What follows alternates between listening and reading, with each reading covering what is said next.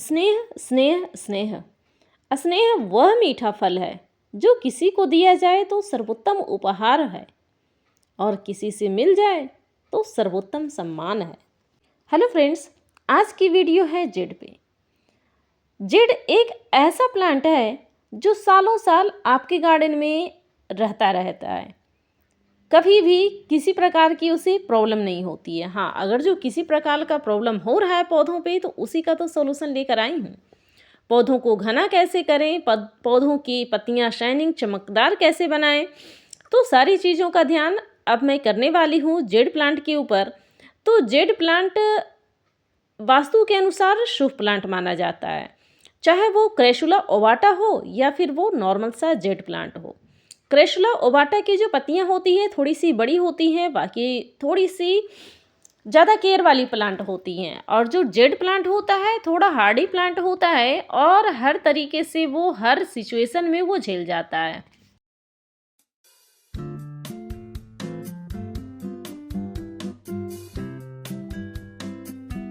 तो जनवरी आधा ख़त्म हो चुकी है और जनवरी के महीने में अगर ये सारी काम आप कर लीजिएगा तो आपका भी पौधा जेड का बहुत ही घना और पत्तियां चमकदार हो जाएंगी, ग्रोथ भी अच्छी होगी। तो इन सारी चीज़ों को ध्यान में रखते हुए मौसम सही होने लगा है। आपके यहाँ भी धूप निकल रही होगी, मेरे यहाँ भी 4 से 5 दिन से धूप अच्छी निकल रही है। और धूप में तो गर्माहट है, लेकिन सुबह शाम की जो गलन है वो तो अभी है और अभी रहेगी भी। तो ये जो धूप निकलने लगी है ना, इस टाइम पे इन पौधों पे काम कर लिया जाए तो जेड जो प्लांट है वो छोटी से छोटी कटिंग से भी बहुत ही आसानी से लग जाता है, कभी ख़राब ही नहीं होता है। लेकिन ध्यान रखें, अगर जो आप ये प्लांट अपने गार्डन में लगाए हैं तो आप इसी छोटे से छोटा प्लांटर देने की कोशिश करें। बहुत बड़े प्लांटर में ये नहीं चलता है क्योंकि ये सकुलेंट परिवार से बिलोंग करता है, और सकुलेंट वाले पौधे को अगर जो ज़्यादा पानी दे दीजिएगा तो वो पौधा ख़राब हो जाता है।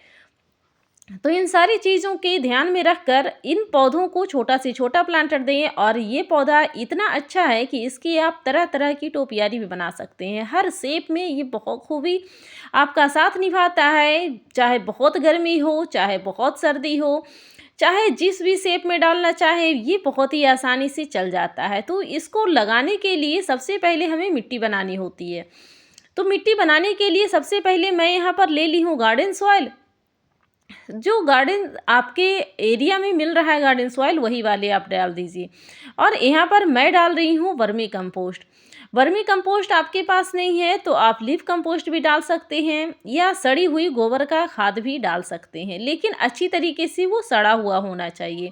अब मैं इसमें थोड़ा सा लीफ कंपोस्ट भी डाल देती हूँ क्योंकि लीफ कंपोस्ट से ना मिट्टी हल्की हो जाती है, भुरभुरी रहती है और ज़्यादा वो सख्त नहीं होती है। क्योंकि जो जेड का प्लांट है इसको हल्की मिट्टी चाहिए, बहुत ज़्यादा हार्ड मिट्टी नहीं चाहिए। क्योंकि ये वैसे तो ये नॉर्मली हर तरीके की मिट्टी में सेट हो जाता है, लेकिन ये सकुलेंट परिवार से बिलोंग करता है तो इसमें ना हल्की सी भुरभुरी मिट्टी और पोरस वाली मिट्टी चाहिए जो इसमें पानी रुके भी नहीं।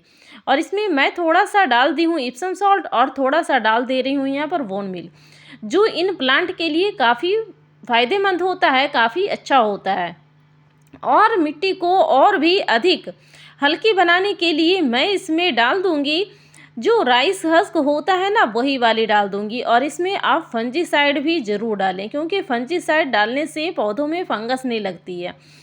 क्योंकि ये जो टाइम होता है पौधों की रिपोर्टिंग का होता है, पौधे ख़राब हो रहे हैं या फिर किसी तरह के हो गए हैं तो उसको आप सही कर सकते हैं बिल्कुल इसी टाइम पे। तो फंजीसाइड भी मैंने डाल दिया। अब मिट्टी को और भी हल्की बनाने के लिए मैं इसमें डाल दे रही हूँ राइस हस्क। राइस हस्क डालने के बाद मिट्टी को अच्छी तरीके से इसको कर लीजिए मिक्स। जितनी मिट्टी को मिक्स कीजिएगा उतनी अच्छी तरीके से इसमें मिक्स हो जाएगी। और ये मिट्टी को बहुत ही हल्की रखती है, मिट्टी में पानी बिल्कुल भी रुकता नहीं है, चाहे सर्दी हो या गर्मी, हर मौसम में हर सिचुएशन में ये मिट्टी आपके जेड प्लांट के लिए बहुत ही कारगर होता है। और जेड प्लांट को कौन सी खाद दीजिए वो आप स्क्रीन पे साइड में देख लीजिए कि कौन सी खाद मैं बना रखी हूँ, वैसे मैं आगे बताने वाली हूँ। तो ये मिट्टी को मैंने यहाँ पर अच्छी तरीके से कर ले रही हूँ मिक्स, ताकि मिट्टी अच्छी तरीके से मिक्स हो जाए, सारी चीज़ें अच्छी तरीके से मिक्सअप हो जाए। तो ये मिट्टी ना जेड प्लांट लगाने के लिए बेस्ट हो गया है और ये तैयार हो गई है अच्छी खासी मिट्टी। तो इस मिट्टी में आप हर तरीके के जेड प्लांट, हर तरीके के सकुलेंट या एडेनियम भी इस मिट्टी में आप बखूबी लगा सकते हैं। वैसे ये मिट्टी गुलाब के पौधों के लिए भी बेस्ट माना जाता है, क्योंकि इसमें मैंने वर्मी कंपोस्ट और लीफ कंपोस्ट डाला है ना, इसीलिए। तो ये मिट्टी गुलाब के पौधों के लिए भी सही माना जाता है। वैसे सकुलेंट के लिए ये बहुत ही अच्छी मिट्टी है। अगर जो आप इसमें डालना चाहें तो इसमें आप मोरंग एक्स्ट्रा डाल सकती हैं। मेरी मिट्टी में पहले से ही मोरंग मिला हुआ था, इसलिए मैंने मोरंग एक्स्ट्रा से नहीं डाला। और ये देखिए मिट्टी अच्छी तैयार हो गई है। अब इसमें हर तरीके के पौधे आप लगा सकते हैं।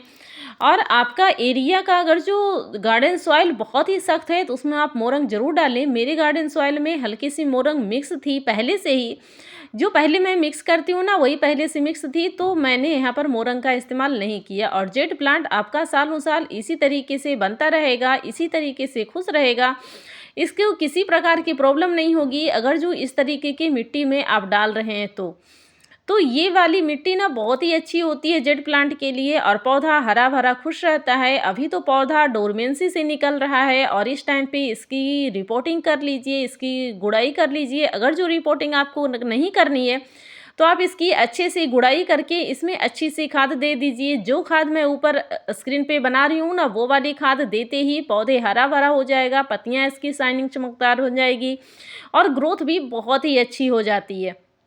तो ये वाली खाद आप पौधों को दे सकती हैं बेहिचक। एक एक चम्मच सभी पौधों को डाल दीजिएगा तो ये पौधे बहुत ही अच्छे खुश हो जाएंगे और बहुत ही जल्दी ग्रोथ करेगी और बिल्कुल फ्री में भी बनकर तैयार हो जाती है। बहुत ज़्यादा आपको परेशानी नहीं होती है। तो ये वाली खाद आप बेहिचक डाल सकती हैं, क्योंकि इसमें है पोटेशियम भी है, क्योंकि मैंने यहाँ पे केले के छिलके का भी यूज़ किया है और ओनियन पील भी इसमें यूज़ किया है। इसमें कैल्शियम के लिए मैंने चॉक यूज़ किए हैं। तो ये सारी चीज़ें जो बनकर जो तैयार हुई हैं ना, तो ये खाद बनकर होममेड तैयार हो गई हैं एनपीके। आप एनपीके खाद कैसे बनाते हैं इसकी फुल वीडियो मेरे चैनल पे पड़ी हुई है, आप देखना चाहते हैं तो जाकर देख सकते हैं। तो ये वाली खाद बेस्ट होती है, वो भी घर में तैयार हो जाती है बस कुछ ही सामग्री से। और सारी सामग्री आपके घर में बिल्कुल मौजूद होती है, आपको कोई भी सामग्री बाहर से लाने की ज़रूरत नहीं होती है। और इसमें नाइट्रोजन, फास्फोरस, पोटेशियम सभी चीज़ें इसमें मौजूद है। तो ये एनपीके घर का तैयार है और ये खाद खासकर सकुलेंट परिवार के लिए या फिर आप गुलाब में भी डाल सकते हैं, जेड में भी डाल सकते हैं। तो ये खाद हर पौधे में डाल सकते हैं, उसकी ग्रोथ बहुत ही अच्छी होगी। और इस पौधे की जो कटिंग होती है ना, छोटी से छोटी कटिंग बहुत ही आसानी से लग जाती है। आप इसको हर तरीके से इसको डेकोरेट करके रख सकते हैं, जैसे मर्जी है वैसे, क्योंकि ये कम पानी कम खाद में चलने वाला ये हार्डी प्लांट बहुत ही खूबसूरत लगता है। और तरह तरह के शेप में भी आप इन पौधों को डाल सकते हैं, बहुत ही खूबसूरत लगता है। इस टाइम पे अगर जो आपका पौधा पूरी सर्दी धूप में नहीं रखा रहा होगा तो आप देखे होंगे कि उस पौधे की ना पत्तियां बहुत सारी झड़ चुकी हैं और पत्तियां पीली हो गई हैं, कोई सूख रही हैं। तो अच्छी तरीके से आप इन पौधों की रिपोर्टिंग कर दें। रिपोर्टिंग नहीं करनी है तो गुड़ाई ज़रूर कर दें, गुड़ाई करके खाद ज़रूर डाल दें, ये होममेड एनपीके, जिससे पौधा आपका स्वस्थ रहेगा, हेल्दी रहेगा और इसी तरीके से बना रहेगा। तो ये सारी चीज़ें एडेनियम के पौधों के लिए बहुत ही अच्छा होता है और इसकी बहुत ही सुंदर सुंदर टोपियारी भी बनकर तैयार होती है। जिस शेप में डालना चाहते हैं ना उस शेप में ये पड़ जाती है अपने आप ही, बहुत ज़्यादा परेशानी नहीं होती है। और हर तरीके से ये आपके गार्डन में खूबसूरती बना रखता है, क्योंकि इसमें फ्लावरिंग नहीं होती है तब भी ये पौधा आपके गार्डन में बिल्कुल अलग लुक देता है। तो ये वाला पौधा भी आप अपने गार्डन में ज़रूर ऐड कीजिए। अगर जो ऐड किए हैं तो तरह तरह की टोपियारी ज़रूर बनाइएगा, क्योंकि ये छोटी सी छोटी कटिंग में कुछ ही दिन में इसकी कटिंग तैयार हो जाती है। उसके बाद आपको जिस शेप में डालने का मन है उस शेप में डाल सकते हैं, क्योंकि हज़ारों कटिंग आपके घर में ही खुद तैयार हो जाएगी। आपको अलग से दोबारा लाने की ज़रूरत नहीं पड़ेगी, क्योंकि एटलीस्ट ये तो एक पत्तों से भी ग्रो हो जाता है, जो बहुत ही आसानी से। पत्ते तोड़िए और उसको आप रख दीजिए सिर्फ बालू पे, तो वो पत्तियां भी ग्रो हो जाती है। आप देख रहे होंगे कि ओस की कुछ बूंदें जब पड़ती हैं ना पौधों पे, तो इस तरह से पत्तियां पीली पे हो जाती हैं। पत्तियां पीली होने का कारण ये होता है, या तो पौधा ओवर वाटरिंग है, या फिर अधिक सर्दी में ये पौधा ना झेल नहीं पा रहा है। तो आप इसकी गुड़ाई कर दीजिए, थोड़ा सा खाद दे दीजिए, तो थोड़ी सी गर्माहट आएगी तो पौधे सही हो जाएंगे। लेकिन पानी का ध्यान रखें, क्योंकि अभी थोड़ी सी ठंड है।